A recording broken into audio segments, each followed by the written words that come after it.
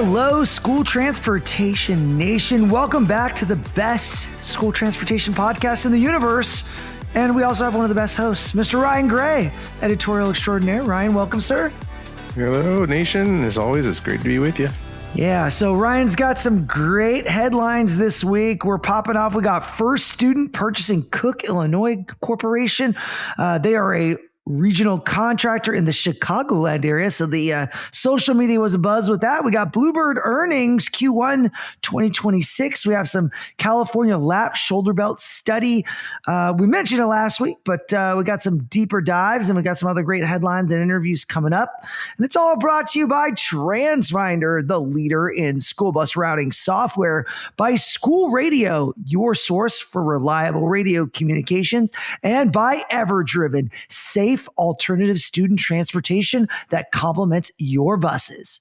And Ryan, I think, are you going to be talking with Heather, or is that that's Taylor? Is that Taylor? Taylor's going to be on Taylor, with all right. Heather is superintendent. Yeah. So Taylor Ekpatani, just a little bit later, is going to be talking with Heather Perry, the superintendent of schools for Maine's Gorham Public Schools, a finalist for the 2026 National Superintendent of the Year Award, presented by AASA. That's the School Superintendents Association.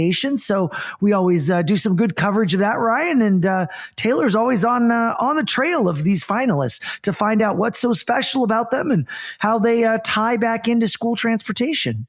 Absolutely. Yeah. So always looking forward to that. There's a lot to talk about with superintendents this year with the funding cliff that many school districts and states are facing heading into the new school year. So that'll be an interesting issue come April. And also that conversation that Taylor's going to have coming up with Heather. Speaking of funding cliffs, I know you were prognosticating a government shutdown, or maybe not, or a partial. It looks like that's averted. Yeah. Yeah. So as I mentioned last week, when the podcast came out, I mentioned that we might be in the middle of a government shutdown, the latest in the last several months. Two here and within 4 months or so is just crazy. We did have that government shutdown, but it was only for about 3 days, Tony. That got quickly rectified. So we do have federal spending that has been approved for most everything. I think there was some Department of Homeland Security with all the ICE controversies that the Democrats are still holding out on, but the rest of the government is funded through September 30th. So a full fiscal year, or a half a fiscal year, I guess now at this point. Fully funded. So that's good news for us. We have Meg Sweeney, who is an investigator with the National Transportation Safety Board, coming to STN Expo East Charlotte next month. So she will be able to come now. Yay! Won't have to be sidelined and furloughed. And we'll have some other cool stuff in the works for Reno. So stay tuned. Yeah. All right. Before we dive into the headlines, we got a quick message. Hey, safety is a number one priority for everyone in school transportation, and even more so when needing to communicate in a school bus setting. School radios, push to talk over cellular or POC radios, are the safety enhancement you need to provide clear communication across all aspects of your fleet. Schools, SROs, that's school resource officers, and beyond. School radio helps take safety and connectivity a step further by offering interoperability solutions that bridge conventional two-way radios with POC systems, creating a unified network that boosts effectiveness and safety. This integrated strategy guarantees smooth communication in both emergency situations and daily activities. To learn more about how school radio can improve safety in your communication methods, visit school-radio.com. That's school-radio.com. All right, Ryan, let's hit it. Cook Illinois Corporation, purchased by First Student. They are a legacy, family-run school bus contractor. The Benish family, John Benish Sr., Jr., the brothers. It's a family affair there in the Chicagoland area. They had about 2,200 vehicles per my contact there, that was part of their fleet. And they've served that area. I don't know how, it's got to be like a really long time. I know we've done stories with them from Kickert, which was one of their original brands. You know, the bus is like, it looks like Bluebird #1. It's so old, like a wagon with wheels. Absolutely. And Cook, Illinois has been around for 40 or 50 decades, I believe. But yes, the original company dates back to like 100 years plus. We've had our good friend John Benish on this podcast a number of times. I remember I went out and I did an article on Cook, Illinois, probably about 15, 20 years ago. And that's when his dad, John Sr., was still living. What a great guy. Sitting there in the office with them talking shop. Of course, John Jr., he remains one of our board members for the National Conference on Transporting Students with Disabilities and Special Needs, TSD conference that we hold every November. TSDconference.com if you're interested. The place to go if you need to learn about transporting students with disabilities and preschoolers. But, John, he texted us last week to give us a heads up. They closed actually the end of January on that last Friday of the month with First Student on January 30th. Let everyone know, let all his employees know on that Monday.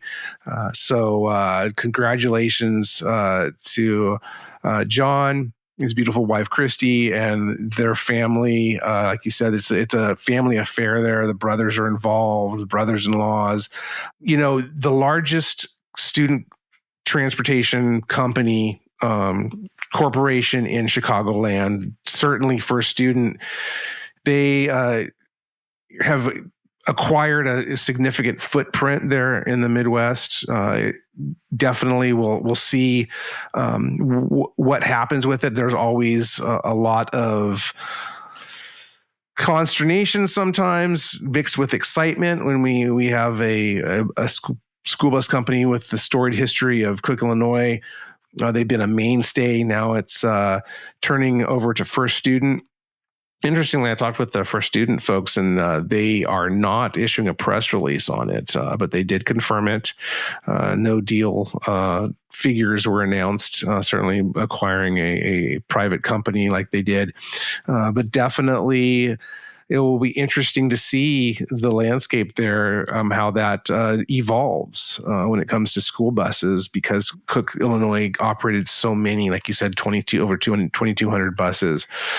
So congratulations again to the Benish family, and we'll be looking forward to see what, if anything, John does going forward in the industry. I know he is going to be enjoying a new home that he purchased down in Florida. So congratulations again to them. Yeah, John's family has left quite a legacy and a mark on the school transportation industry, and he's also been a leader within associations like the National School Transportation Association, NSTA, a figure there, definitely iconic in school transportation. When I kind of got the word out with the STN team on this, I think people were pretty shocked. I mean, almost somewhat in disbelief on social media. People are like, this has got to be fake. It's not real. It's not. A lot of wows. Yeah, lot of, I think 3 in a row. Wow. It definitely was. I didn't know. And it's not too surprising. I think, even going back to the most recent in-person conversation I had with John back at TSD in November, certainly sensed, he's always if you know John, he's a super relaxed guy. I always make fun of his salmon colored power pants that he wears out to conferences. I love the pants. I love those pants. And his plaid shirts and everything. Great guy. Man of the people. I mean, he's, you see him walking down the street, you'd think, who is this guy? And he runs, again, one of the largest school bus companies in the nation. But just kind of his air about him was a little bit different, even more relaxed. And he even made a comment at one point to me that kind of made me think, what's going on there? So not a huge surprise when I learned when he texted us, but still some surprise. I thought maybe it wasn't going to happen so fast. But as we know, we've gone through several of these things where some clients, some good friends of ours, suddenly they sell it. I thought of Bite Curve when they sold last year, similar, where you're not too surprised, but you're surprised. So we'll just see what the next chapter holds for the Benish family. Yeah, I think also the prognostication or the rumblings in the industry is that First Student is getting ready to go public, right? And an acquisition of this nature is attractive for them, makes them look very healthy, very large, more contracts. The original investors that took First Student basically private was private equity, right? And their vision was going to be this very electrification forward vision. Not to say that First Student is backed off of that, but necessarily we've seen market appetites wane. So I'm sure that's affecting things for them and kind of the trajectory of how they approach this, because it's their clients are school districts and superintendents. And, it depends what they're asking for in terms of the mix of vehicles and the priorities. And I'm sure certain states, California, New York, and there's pockets around the country that are really excited about EVs still. But necessarily we've seen a pivot towards gas and diesel. And that continues. And, we just got Bluebird's Q1 2026 earnings, Ryan. And lo and behold, we've seen definitely even Bluebird shift a little bit in terms of alt energy. I think in previous reports, they had reported over 60% alternative energy mix, where this year it was 48%. So definitely seen some points drop. And I think that correlates too with some of the diesel numbers we saw. We definitely saw an increase in diesel bus manufacturing that we outlined in our 2026 buyer's guide, about a 3,700 unit increase in diesel buying. So that kind of jives, right? And I think, you can go through the numbers with what they said, but John Weiskell, I know he talked a little more in depth about the mix of products. Propane, obviously, Bluebird's got the exclusive on that, but they highlighted gas as a really strong area that they see growth in. And we'll see as Cummins now launches their octane product. Now we'll have another gas product available. I know they're partnered with Roush, but now you'll have Bluebird competing now against IC and Thomas with that Cummins octane. Exactly. Once again, and that different offering. But yeah, it's going to be interesting to see because on one hand, competition's it's a great thing. And, in that same vein, though, Bluebird, they can only provide or support so many orders. They have that great mix, which all the OEMs now really must do, because that's one thing that we've seen is with that fuel or energy, it's all about options. It's all about alternatives. And several years ago, interestingly enough, a lot of the OEMs, and Bluebird included, they turned to gasoline as an alternative to diesel. And this is all happening amid still we have no word from EPA on the Clean School Bus program. From things that I'm reading, I know we have some comments. I saw some comments recently from Todd Mao, VP of Business Development for Roush Clean Tech, which of course does the propane autogas system for Bluebird in partnership with Ford, but they also do the gasoline. And, he's referencing when Clean School Bus program comes back and looking at, potential more investment in propane, more investment in potentially gasoline.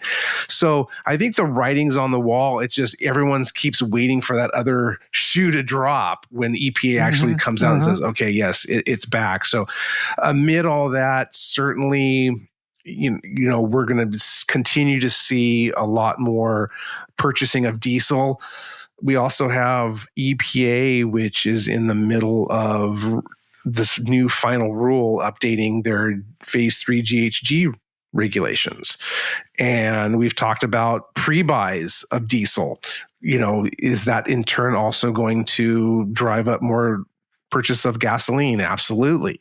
So certainly it's going to be interesting to continue to see this unfold. And in terms of Bluebird, record results. They raised their fiscal year guidance based on this strong Q1 results. $331 million gross income. That's compared to $313.9 million a year ago. So significant big number, Ryan, big number, significant jump. And when they're looking at surpassing $2 billion in revenue for the year, again exceeding their previous guidance of I think it was $1.5 billion, and they're looking at 19.5 million increase in bus sales, 6.5% increase in average sales per unit. And a lot of that big number is driven by the tariffs. I mean, we know that the tariffs are being passed along to school bus customers. But the companies are dealing with these increased prices from their component suppliers. So, but the appetite's still there. We had still, like you mentioned, some strong numbers on our buyer's guide from our production numbers.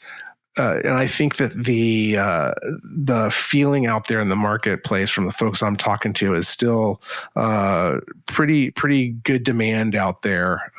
People continue to need school buses. Now, all this is happening amid also this big funding cliff that states and school districts are facing. We've been hearing this for a good year now, that folks were really getting anxious about the 2026, 2027 school year. So we'll see how this all unfolds. Yeah, I thought it was interesting. John Weiskell, Bluebird's CEO, basically noted an order intake of Q1 surging 45% year over year, driving one of the largest and strongest seasonal backlogs, 3,400 units. And then they raised their EV guidance from 750 to 800 units, which I thought was interesting. And I know you touched on it, tariff volatility, labor cost inflation. We've been talking about it.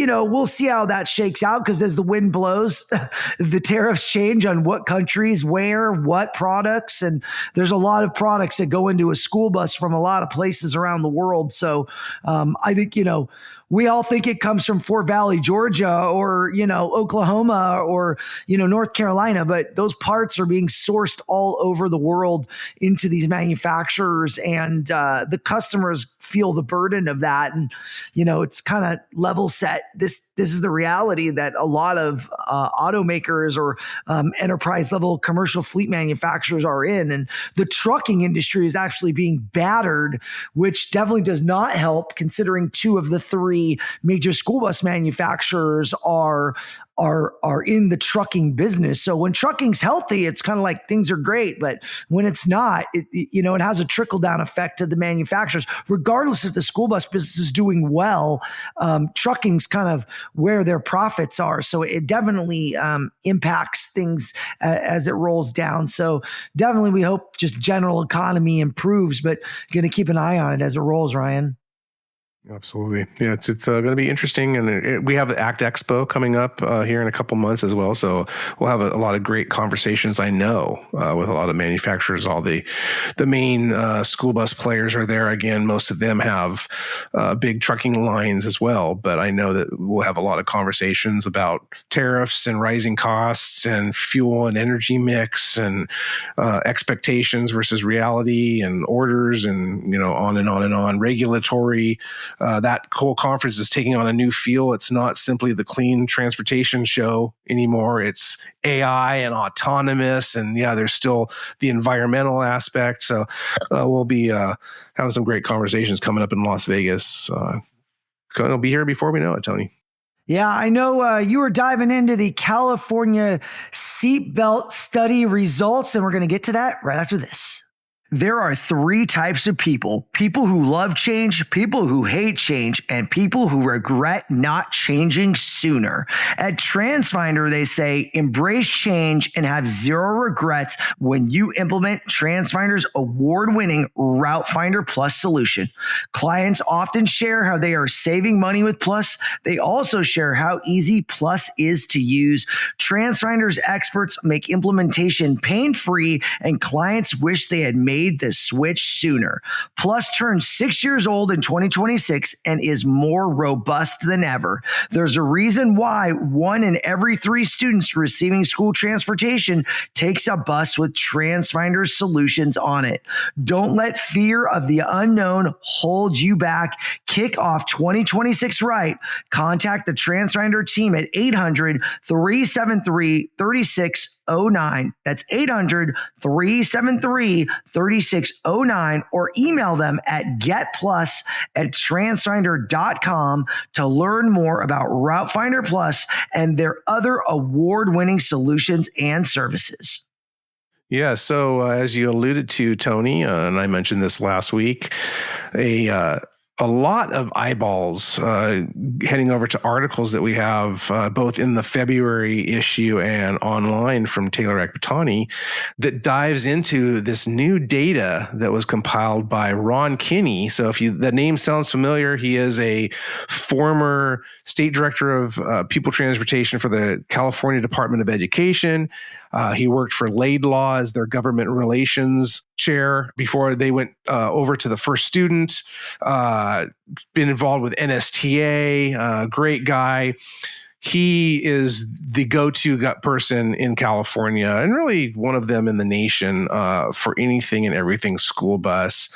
And he is a big advocate of lap shoulder seatbelts.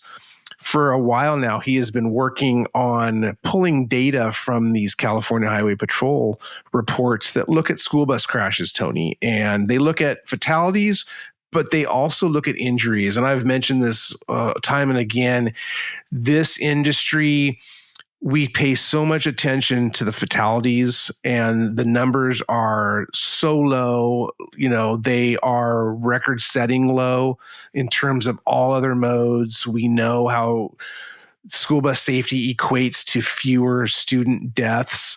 They still happen, but on such a minuscule scale. But kids are still getting injured. Thousands of kids are getting injured a year on and around school buses. It's been a while. It's been 20 years or so since the American Academy of Pediatrics studied injuries on school buses and found that over a 2-year time frame, about 17,000 injuries, according to emergency room records. Well, in those same 20 years, give or take, California has been requiring lap shoulder belts on all their school buses.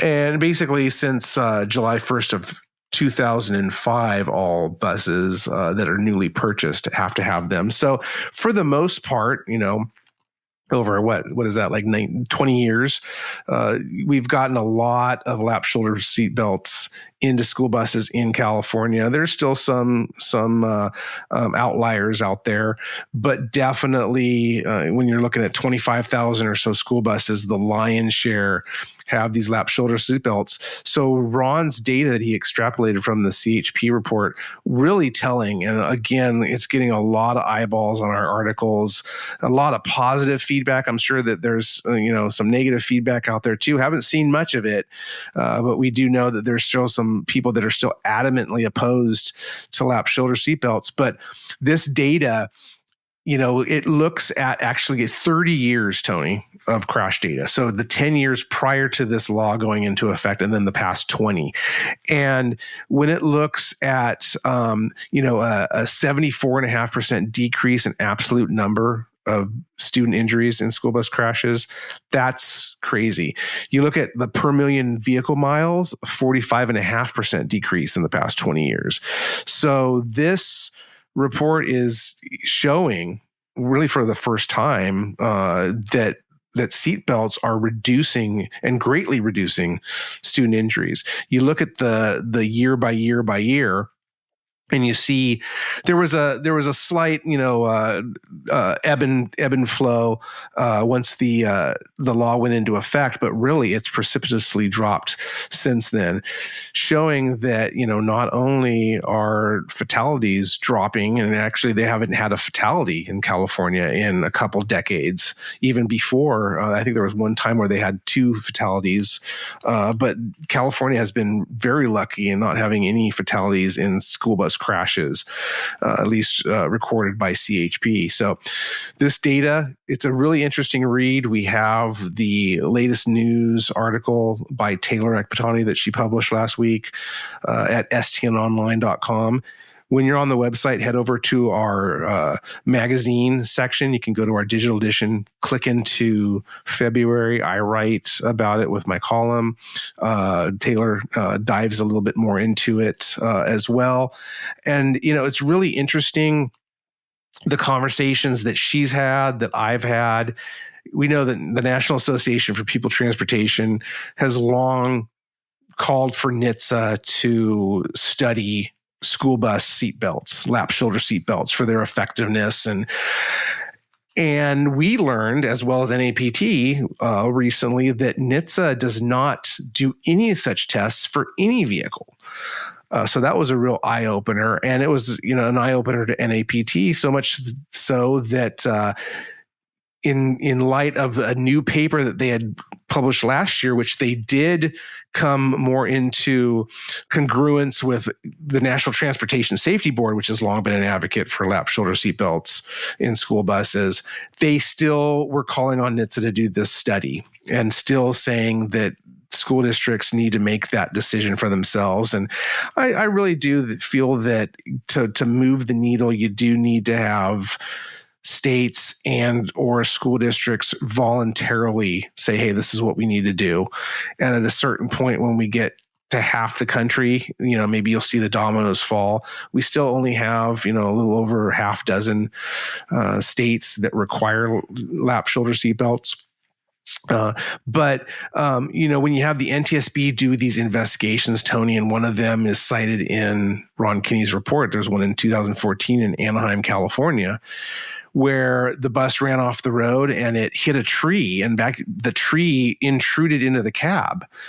And at the point where it intruded, a lot of times in similar crashes, we've seen fatalities, whether they be from ejections or just the blunt force trauma.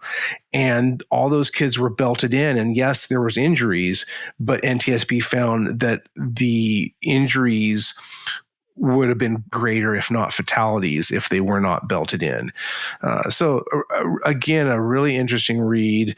NAPT has told Taylor that they are now taking a renewed look at the issue. They're going back to their members and to expect a new paper some point later this year. So stay tuned for that. Definitely, I found it to be a pretty seminal report on the effectiveness of lap shoulder seatbelts. Yeah, we've talked about safety, and I've talked about it before, where IMMI and Bluebird hosted, obviously, the crash test demonstration some years ago when they made the big announcement, the big splash around this. Obviously, they were demonstrating the airbag technology too, which is a whole nother tech that's in driver safety, which definitely has a lot of merit, in my opinion.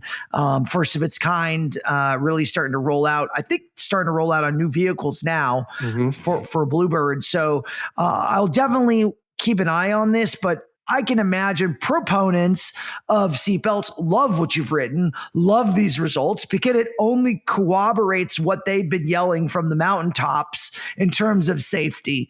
Now, there's a lot of people that just don't want to pay the cost of seatbelts. And I think this is the argument I always have, Ryan.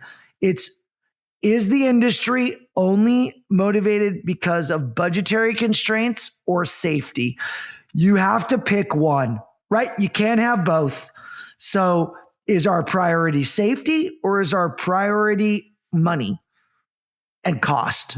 Because decisions are having to be made, and it does take money to make those decisions. So do you rather not run your buses? And people are put in a very difficult places. What technology do we choose? And at its core, seatbelts are a technology, right? It's not a computer. It's not AI. It's not sexy, but it's a technology that's been around a very long time that is proven. And here, this study goes forward, makes the points, has the data. Really, you can't refute what it's saying because this is the facts, right? We're reporting the facts, but clearly it strengthens the argument for the investment in this type of safety technology. So if you've been waiting and looking for something to crystallize your opinion on this, we invite you to go to stnonline.com, read more about this story, do your own research, take advantage of the resources our team has gone forward to do for you and take advantage of it. And definitely want to invite you to come to the website and check that out. Also, STN Expo East, STN Expo West. There's lots of people at the shows that are more than willing to talk to you, probably for and against, and what their positions are and why. And, using rational thought, not making it emotional. What can we use to kind of support the argument for or against, right? And it looks to me pretty clearly like the for argument is pretty strong. So absolutely. I would say we're on the right track for keeping kids safe. And I think it's, you have a report like this and getting this out in front to the parents, to the PTA, National School Boards Association, National Safety Council is, I know their position on this. They want them. We know that the National Highway Traffic Safety Administration has already weighed in on this. They're not going to make a federal requirement. And like I said earlier, it's, it probably shouldn't be, and it probably shouldn't even be a state law in a lot of places because it really needs to be adopted for the best ability of the different school districts. But then you have this data and it's undeniable. And talking about the cost, Tony, when it mentions, over a 20-year cycle, if you keep a school bus 20 years, the lap shoulder belts cost about $500 a year. Okay, you say, I'm not going to keep my buses 20 years, so I'm going to keep them 10, 12. Okay, $800 a year, $1,000 a year. What's the price you put on safety? And it's also interesting, I've mentioned this before, are we going to see school buses last longer now? We have all these electric school buses. Yes, you're going to have to get a new battery at some point. We don't know what that costs yet. These buses are being built better and better every year. The reason that a lot of folks, they started getting these buses off the road was because they were that quote unquote dirty diesel. And we've done a great job a lot with, prompted by the EPA and California Air Resources Board in cleaning up these school buses. But again, what price do you put on safety?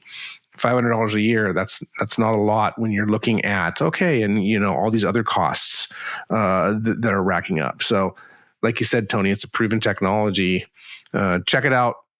Weigh in. Let us know what you think. Go to social media. You can find us at stnonline.com. Yeah, good stuff, Ryan. All right, well, we're going to continue in just a second after a quick message. Hey guys, when school buses can't meet every student's needs, Everdriven can help. Everdriven provides safe, small vehicle student transportation that works alongside district bus fleets, supporting students who need specialized routes or more flexible solutions, including special education, foster care, and McKinney-Vento students. With vetted drivers nationwide and real-time technology, Everdriven helps students arrive safely, reliably, and on time, helping districts reduce absenteeism. Learn more at everdriven.com. That's everdriven.com.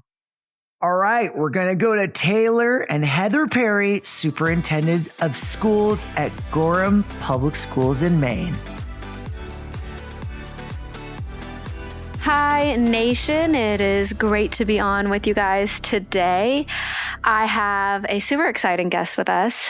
We have Dr. Heather Perry. She is the superintendent of Gorham Public Schools in Maine. So welcome to the podcast. Well, thank you very much. Happy to be here. So you guys' director of transportation out there is Mitzi Smith, and she was one of our previous Rising Stars. She was at a different district when she was recognized as a Rising Star, and now is with you guys. So super exciting to have that tie in there. Yes, absolutely. We scooped her up as quickly as we could. I hear that happened. The article comes out and then people are like, who is this? Awesome. So for you guys who don't know, Heather is recognized as one of the 4 finalists in the Superintendents Association Super of the Year Award, so the AASA. And by the time you guys are listening to this, I think it's going to be announced the same week. So that's exciting. So whether or not you win the award, still being a finalist, and then obviously, winning the state Super of the Year, right? That's exciting. What was that like, hearing that news, getting the phone call? Yeah, so it was certainly humbling and certainly an honor to receive the Maine State Superintendent of the Year Award for 2026, and then to even be considered for the national award.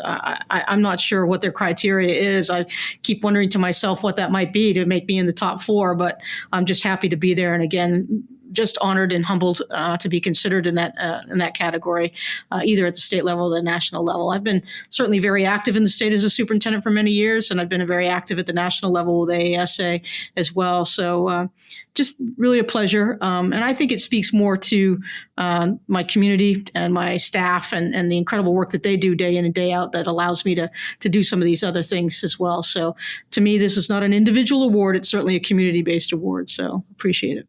That's exciting. It's going to be announced February 12th. Okay, yeah, in Nashville, Tennessee. So that's coming up. Yeah. So not too big of a travel for you. No, not too bad. And what is, I know that they've already made the decision that they keep it top secret, and they're not going to let us know until we get out on the stage in front of, like 8,000 of our peers and announce it then. So I'm a little nervous about that. But whatever happens, it's just a pleasure to be considered. Yeah.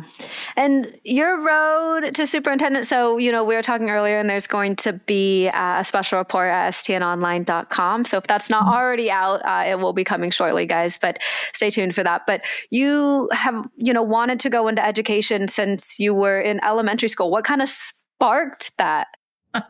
Well, I've always loved history. And so when I was in 5th grade, I actually decided I wanted to be a high school history teacher just because I loved the stories of history and all the characters that were involved in history when we look past across the world, not just the United States. And so I always wanted to be a high school history teacher. And of course, by the time I got to being certified as a high school history teacher, there weren't any jobs remaining at that point in time in my area. So I wound up teaching at the elementary level. And I say elementary, it's actually a K-8 school in the rural parts of the state of Maine. And so that's where I spent most of my teaching career is teaching at that age level, teaching grades 6, 7, and 8, and enjoying every moment of it. I actually taught every subject except for math. Thank goodness nobody asked me to teach math. That was a good thing. But every other subject I did teach those students. It was so much fun. And how did you, take that path towards superintendency? Because you've been a superintendent at Gorham for almost 11 years? This is my 11th year in Gorham. It's my 21st year as a superintendent in the state of Maine. I always tell people, they ask me how I got into leadership, and I tell people I kind of tripped into it. And that's how I describe it. As a teacher, you could always see the things that you could do a little bit better. And I was never a person to just throw stones at other people. I always said, well, let's roll up the sleeves and help out. And so each time that happened, I kind of moved up a leg in the ladder. And the first leg was being a principal, certainly. And I was a teaching principal before I was a regular principal. And then I was a full-time principal, and then moved up into the superintendency. My first superintendency was in the Greenville area up near Moosehead Lake in Maine, if anybody's ever been there. Beautiful, beautiful area with its share of great schools and good challenges as well as a community to face in education. But great experiences all the way around, and I've enjoyed every moment of it. Tell me a little bit about Gorham and the transportation department that you guys have there. Certainly. Now, by Maine standards, our school system is large. Now, across the country, not so much. I've got about 2,800 students in grades pre-K to 12. But for Maine standards, that's a pretty good-sized school. We're actually in Class A when it comes to basketball and all those sports things. So just to give you a sense of things here in the state of Maine. So in Gorham, we have about, I'd say it's a single municipality. So it's one community. So So in that sense, it's kind of condensed when you think about comparing it to the rural parts of the state. But we still have about 26 bus runs every single day to get our students back and forth to school. We do dual runs. So we have a run that goes out first thing in the morning for our high school and middle school students. And then we have a run that goes out after that with our elementary students. And and then we also have a very busy schedule because we offer half-day pre-K programs. So, and then getting students to and from our CTE programs or career and technical education programs. And then also trying to transport students that might have special needs to various locations and homeless transportation. So we have a pretty active transportation department here in Gorham, and certainly led by one of the best in Mitzi Smith. So happy to have her on board. Yeah, she is one of the best. We can attest to that. But you mentioned 26 runs. Mm-hmm. We're here. We're in California, so we're on the other side, the West Coast. But I know you guys have been getting hit with some weather recently. Mm-hmm. How has that affected things over there? Affected transportation? Well, unlike other parts of the country, Maine's kind of built for that type of weather. And so we had a big snowstorm there last weekend. It started Sunday, went all day Monday. I don't think it ended until like 7:00 p.m. Monday night. I wound up having school on Tuesday morning. I did do a 2-hour delay, but that was not because of the roads. That was more because of sidewalks and parking lots. And so, but that's how quickly we can get things cleaned up here in the state of Maine, just because we're kind of used to it. We have all the equipment and things to do that. So, yeah. So it did have an impact on us because we didn't have school on Monday and we had a delay on Tuesday, but certainly not to the degree that other parts of the country are having, like with weeks off of remote learning because of the storm. So, yeah. And I will get into collaboration in a second because I know you wrote a blog for AASA on that. But, looking in terms of weather and collaboration, who makes that call? How do you and Mitzi kind of work together? Okay, let's delay it. Let's cancel school. What does that look like? Yeah, well, believe it or not, Mitzi's actually one of the last ones I give a call to. And that's only because we have a previously established system here in Gorham where I have a maintenance person that is the person that's out on the roads and is driving out on the roads in the morning. So what I usually do, it's a 4:30 start. So for me, I get up and the first thing I do is I call my maintenance person who's out on the roads, and he gives me a check-in on the road conditions and that sort of thing. He also communicates with our public works department, so they can give him a lot of great information. Then what I'll do is there's like a 4:35 newscast on the updated weather. I'll watch that. Then I'll take a look at the radar, and I'll take a look at NOAA and a couple of other sites. Then we have a group text in Maine where all of the Cumberland County superintendents are on one group text, and we're all kind of feeding each other information on what we're doing, what we're thinking, whether we're thinking delay or go or cancel. And then, I'll give Mitzi a call just to see, if we have any issues with bus drivers or anything like that I should be aware of. And then I'll cycle back. I'll usually give Steve, our maintenance person, one more call, find out the latest on the road conditions, and then I make a call by then. So usually I make the call by 5:00 in the morning. Wow. And then communicate it by about 5:15. I'm getting it out on the radio and TV and on our websites. And we also have the, communication system where we send everything out via email, text, and a phone call to everybody. So so it's a 45 minutes. It's an intense 45 minutes. Don't get me wrong. I was going to say, yeah, that's a lot happening. But it's about a 45-minute process from beginning to end. Okay.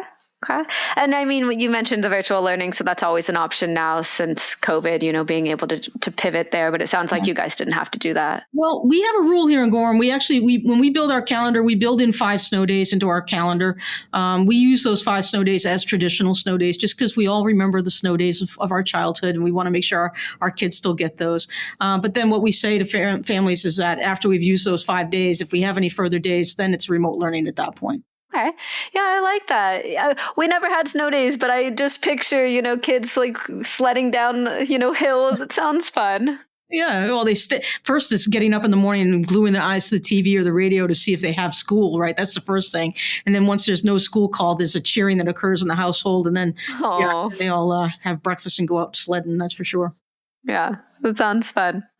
So speaking on the collaboration aspect, I was reading the blog that you wrote, and you guys can find that on the School Superintendents Association, but you really highlighted how critical other departments are, and one of those being transportation. And you kind of gave these 5 different ways, to foster that communication. And I thought that was really interesting. As a leader, as a superintendent, how are you still making sure that you recognize the other departments? Yeah, well, that is crucial. I mean, I think a lot of superintendents, one of the early mistakes that I know I made as a young superintendent was, just really focusing so much on the school-based leadership, which, don't get me wrong, is very, very important as well. But there's a lot more to operate in a district than just the schools.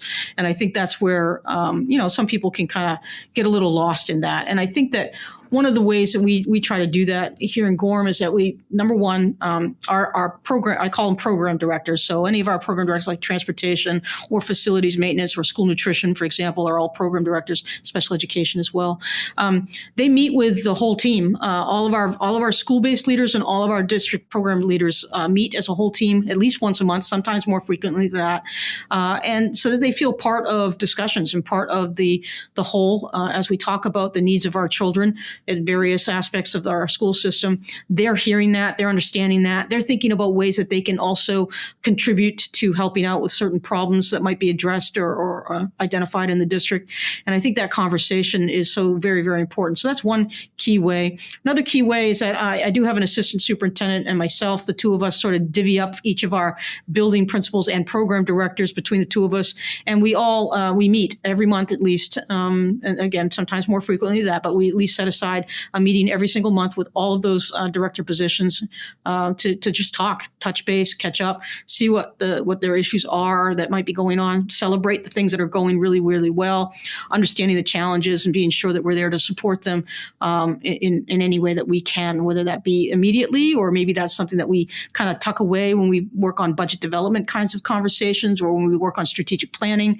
Are there ways that we can leverage the knowledge that we have shared about the district to meet the needs of our students? And so I think it's a lot of just spending time with one another, being present, being visible, and ensuring that program directors feel as though they have a seat at the table for those types of conversations. Mm-hmm.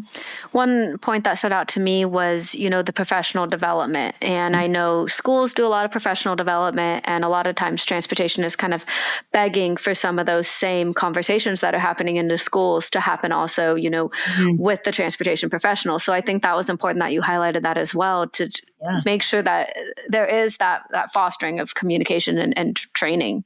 Oh, yeah, absolutely. I mean, can you imagine, like our schools, we've spent a lot of time with our staff and teachers talking about our code of conduct, discipline, what are our expectations for students? And then how do we follow up when perhaps students might be having a difficult time meeting some of those expectations? It doesn't happen often, but when it does, we have to be prepared to respond in a relatively consistent way across 5 different schools. Well, then throw in the transportation department and buses. I mean, 26 different buses. We have the same expectations for behaviors on our buses as we do in our schools. And so shouldn't our bus drivers be aware of how it is that we handle those kinds of conversations, what our expectations are for discussions with students or discussions with families, and how do we kind of have that continuous loop of communication? And so it's so very, very important for them to feel comfortable as bus drivers too. I mean, I can put myself in, I've never been a bus driver, just so you know, and I've been told I should get my CDL license, but I don't think I'm ever going to do that. I'm afraid I couldn't see over the dashboard. But anyway, I've been told, and I can imagine that as a classroom teacher, it's so difficult to have classroom management, strong classroom management skills. Well, take that and multiply it times a moving vehicle where you're also trying to be, taking care of the safety on the road of the vehicle itself and have to manage all those kinds of things as well as a bus driver. And I just kudos to our drivers and the work that they do every day, because that is no easy job and they do it well. But it's not by accident. It's because we work with them, we train them, we provide supports for them and to make sure that happens. Yeah, we talk about it too, because, the drivers' backs are also turned to the students, and you don't see that as teachers, right? You're facing the students. Well, most of the time, yeah. I mean, once in a while, maybe writing on a whiteboard. If you still have a whiteboard, you might have your back to them. But that's, teachers somehow, there used to be this common kind of humorous joke that teachers had eyes in the back of their heads. Well, bus drivers, that's something they need too. And they have the mirrors and things so they can see, but it's still, you got to keep your eyes on the road as well. So very challenging for sure. So with it being February and, speaking of the work that bus drivers do, it is Love the Bus Month. Are you guys doing anything special over there? Anything planned yet? Nothing specific. We celebrate our drivers every day. I got to tell you, our students will. Yeah, it's not a special thing for us. It's our students definitely celebrate our drivers every day. For example, I was just at Village Elementary School this morning, and I was pulling in to park the car, and I was walking into the building. And as I was doing so, some of the buses were dropping students off at the main entry, and students were getting off the bus. They were saying thank you and getting and just big old smiles on their face. And I guess to me, that's the stuff that kind of builds you wanting to be a bus driver, is those kind of daily relationships. And our kids do a great job with that. Well, it's a testament to the drivers too, right? If the kids have that relationship with the driver is giving it back to them. And that's amazing. Yeah, absolutely. Yeah, that relationship is so very important. I think I mentioned it in the blog post that especially bus drivers, they're the first smile that students see in the morning, and often the last one they see in the afternoon as well from the school's perspective. And so we ought to make sure that's the best one possible. So talk to me a little bit more about Aspire Gorham, and how transportation plays a role in that. Yeah, that's a big piece. And we certainly have put a little bit of stress and strain on our transportation department. And Mitzi's been a great problem solver in this regard for us as well. And we've also reached out to our community to help support this. But basically, Aspire Gorham is it's a birth to adult initiative in the community of Gorham that focuses on aspirations and basically building in the conversation of aspirations into everything that we do as a school. So we start with our littles, just exposing them to all the different types of jobs and careers that they can have here in Gorham. Because as you might imagine, a state like Maine, one of the things that we struggle with as a rural state is with the classic, brain drain kind of conversation where students feel as though they have to leave the state in order to be successful. And so one of the things that we really do a lot of work on here in Gorham is we spend a lot of time exposing students to those various careers that they can be successful with right here in our local community and region. So that's what we do with the littles, and with the middle grades, what we try to do is we try to focus in on exploration. What we mean by that is we want to get our middle school students get their sleeves rolled up and kind of exploring what these various careers could mean for them, and where, when they're learning about math or when they're learning about other topics and content area in their classwork, helping them to make those connections between that and what a career might look like and what it might look like in a career format. And so getting the kids exposed and exploring lots of different avenues and careers. And we have a great community.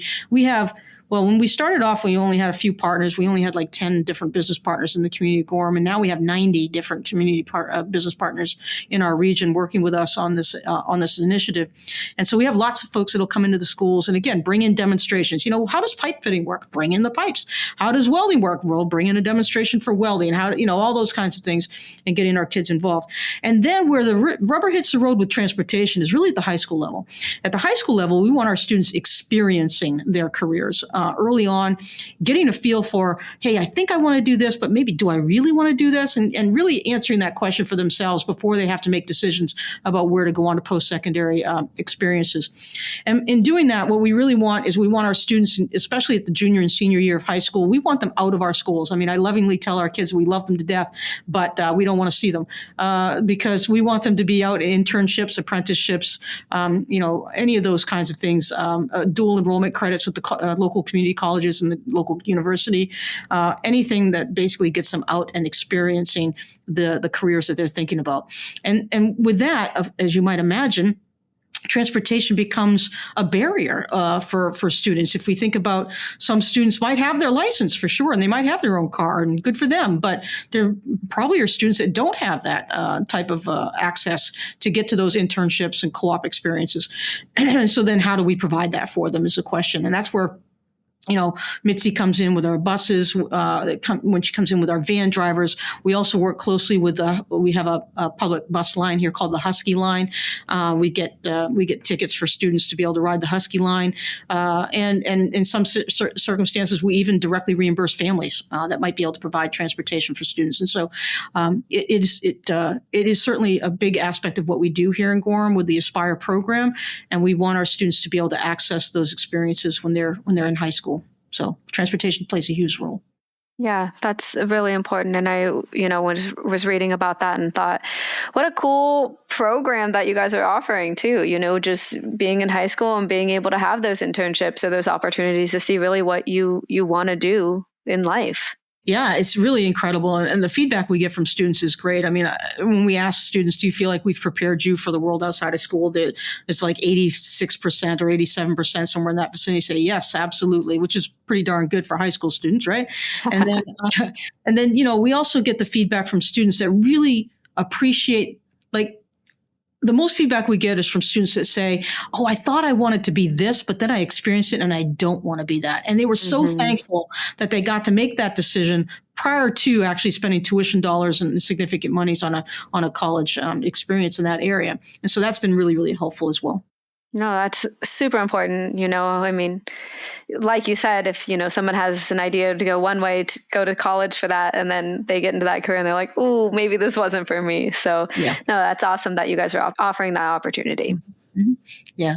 And it's not just about college. I mean, we certainly encourage students also to the trades, trade school certifications, military, any of those kinds of, and community colleges, specifically for that, whatever career they're interested in. We help them to understand the pathways that they can take for those too. I mean, in Maine, we are lucky that our students have pathways where they could go to a community college, for example, free. At a community college for 2 years, get an associate's degree, transfer then into a 4-year college right here in the state of Maine as well. All those credits transfer. And so why wouldn't you do that? Then finish your degree, right here in the state of Maine with a in-state tuition. And then, if you want to go to the Harvards and the Yales of the world as a master's degree, go for it. You've saved the money to do it at that point in time. So I think just making sure that students know that there's a broad array of options for them as they leave our schools. And, a really good part of making sure that they know that is those experiences in high school that we're able to provide because of our transportation services and because of our willingness to, collaborate and work together in those areas to make sure those kids have those experiences. Yeah, that's very important. As we wrap up here, I know no one really gets into education or transportation for that matter to be recognized. But since you are sitting here as one of the 4 finalists, what advice do you have to other superintendents who are maybe unsure of where to go or how to proceed, in this kind of leadership capacity and how to, make themselves available to other departments? Yeah, well, I think most educational leaders intuitively know this, but then perhaps get so caught up in daily activities that they forget that this work can't be done alone. You can't operate and lead a system of the complexity of our public schools by yourself as a superintendent of schools. You have to have a solid team of individuals underneath of you and next to you, standing side by side with you, helping to make decisions, helping to inform, and helping to problem solve various things and working with community members. And so transportation is one very important part of that organization. And I think superintendents need to just keep in mind that, again, you can't do it alone. You've got to reach out. You've got to work with your teams. You've got to build your teams, provide support. And then, and have the hard conversations that are necessary to move forward. And I think with that and just a constant focus on doing what's best for students, I think, you can pretty much overcome any challenge. And we certainly have done so and experienced that in the past with the pandemic and different things that we're experiencing as public schools. I think we've shown that we can overcome some significant challenges. But again, you can't do it alone. You've got to reach out to your teams and ensure that, oh, hey, here's a metaphor. Make sure that the right people are on the right seats on the bus. I love it. I think that wraps up our conversation. And I really appreciate you jumping on and speaking with us, Heather. And congratulations to you. So we'll see what happens in just a couple weeks. But congrats and thanks for joining us. Thank you very much. It's been a pleasure. A special thanks to Ryan, Taylor, and Heather, our special guests, for jumping on this episode. We really appreciate your thoughts, insights, great conversations and headlines. stnonline.com for all the latest news and analysis on everything happening in the school bus industry. We also want to thank our sponsors, TransFinder, School Radio, and Everdriven. Don't forget, STN Expo East is just a month or so away. Lock in the early bird rate to save $100 off your registration. Go to stnexpo.com/East to get registered. Lock in. We'd love to see you in Charlotte, North Carolina, March 26th through the 31st. We got that Thomas Built Buses factory tour. That's a highlight. We got Charlotte Motor Speedway. I know you want to go on a bus driven on the Motor Speedway. That's cool, right, Ryan? I feel like that's got the really elevated cool factor to it. Great way to experience alternative energy vehicles, technology, get those demos that you need, compare products. Always helpful when you've got all the vendors, movers and shakers in the room to really make good decisions on what technologies are right for you and your fleet.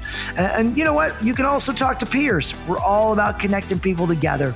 Nation, we love you. This podcast, Apple Podcasts, Spotify, wherever you listen to pods. We'll see you next week.